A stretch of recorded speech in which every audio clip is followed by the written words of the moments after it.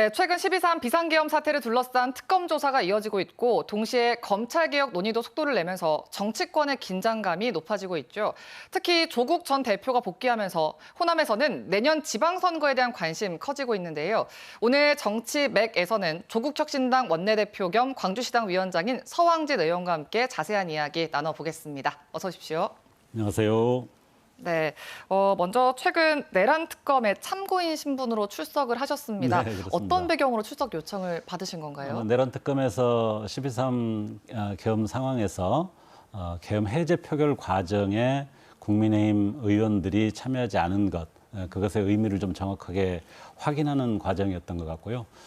그걸 위해서 몇 명의 의원들의 어떤 진술을 이렇게 참고로 모으고 있는데요. 조국혁신당에서는 이제 담장을 그날 넘어서 본회의장까지 진입한 의원으로서 저한테 이렇게 상황 요청을 드렸고요. 그래서 저는 집에서부터 나와서 국회까지 어떻게 접근을 했는지, 또 국회에서 담장을 넘어서 본회의장 안까지 어떻게 진입을 했는지 그 과정을 상세히 설명드렸고요.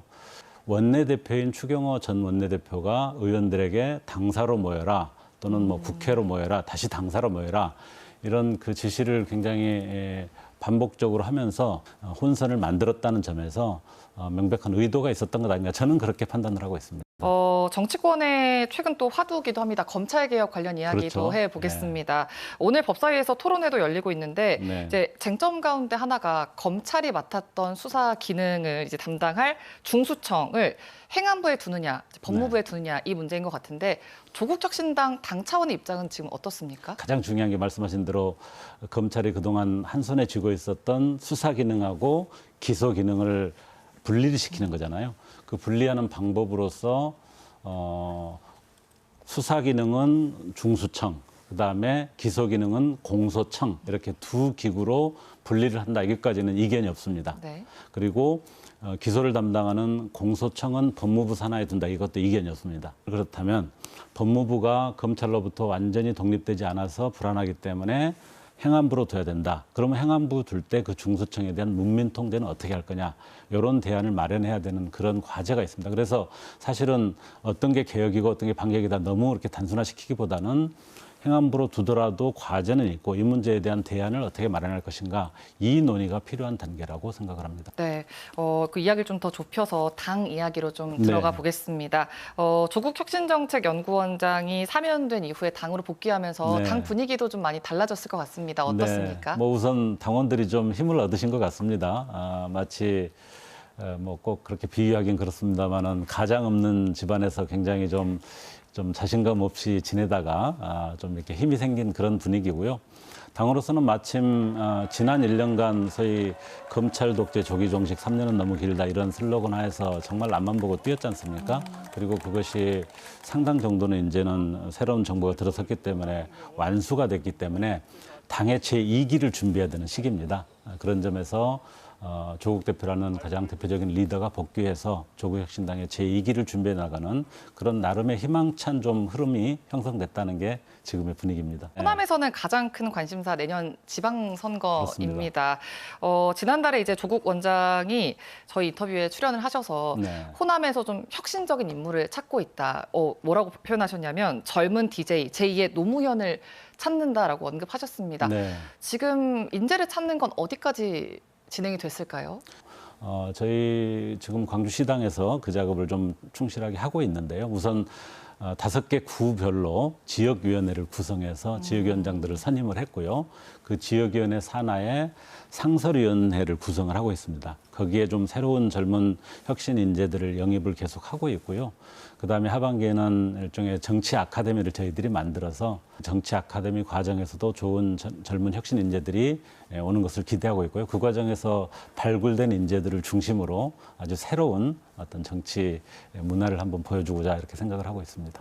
그런데 민주당에서는 이제 조국 원장 사면 이후에 계속 견제가 또 들어오고 있습니다. 이 부분은 그럼 어떻게 보고 계십니까?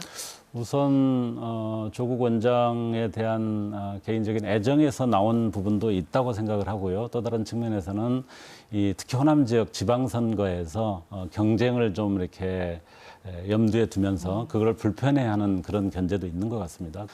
박지원 의원님이 저희들의 도전을 소탐대실이라고 이야기했는데 네. 그거야말로 이 지역에서 하나도 경쟁하지 않고 그냥 여기는 우리의 텃밭이다라고 하는 접근 자체가 소탐대시다 이렇게 생각을 하고 있고요.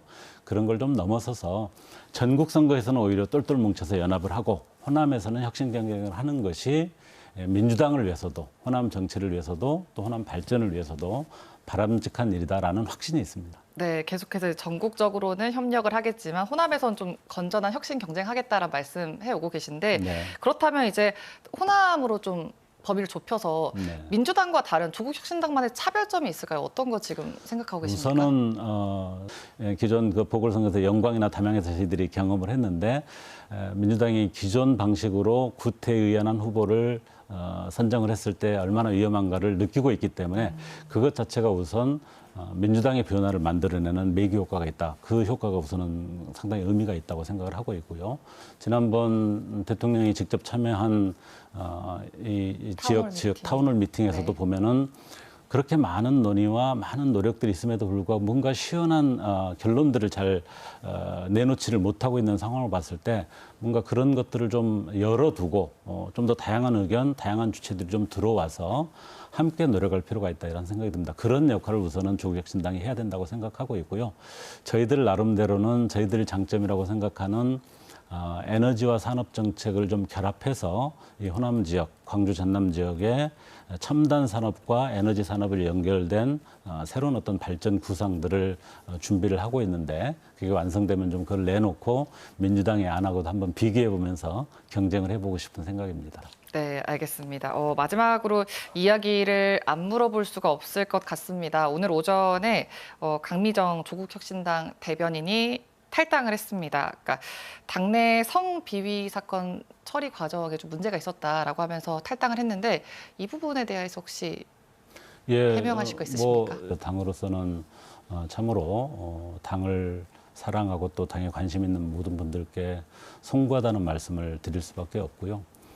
지난 4월에 신고가 접수됐고 그 문제를 처리하기 위해서 당으로서도 피해자 측이 요구하는 외부의 객관적인 조사기관을 선정한다든지 또 그 조사기관의 조사 결과를 100% 수용해서 사실은 당으로서 내릴 수 있는 가장 높은 수위의 징계인 제명 처분도 이미 한 바가 있습니다. 좀 더 피해자의 뭔가 마음에 잘 이렇게 부합할 수 있는 과정을 만들지 못한 것에 대해서 자성하고 또 앞으로도 이런 일들이 절대 발생하지 않도록 내부의 시스템을 만드는 작업들도 이번 계기에 다 했습니다마는 절대로 그런 일들이 발생하지 않을 수 있는 어떤 스스로 이렇게 성찰하는 그런 계기로 삼아야 된다 이렇게 생각하고 있습니다. 네, 향후 조국혁신당의 대응 그리고 앞서 이야기하신 민주당과 뭐 견주어 보고 싶은 그런 공약이나 아이디어들 기대하겠습니다. 오늘 이야기 잘 들었습니다.